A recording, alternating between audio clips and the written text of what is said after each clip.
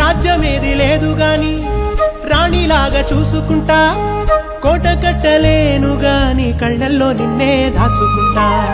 రాత ఎట్లా రాసి ఉన్నా ఆ మార్చి నీతో రాసుకుంటా, స్వర్గమంటూ ఉన్నదంటే అది నీతోనే ప్రతిరోజు పంచుకుంటా.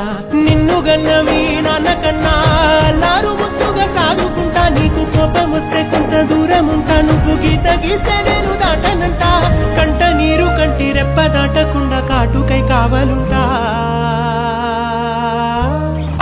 రాంబాయి నీ మీద నాకు మనసాయనే, ఏనాడు నిన్ను వీడిపోని నీడైతనే.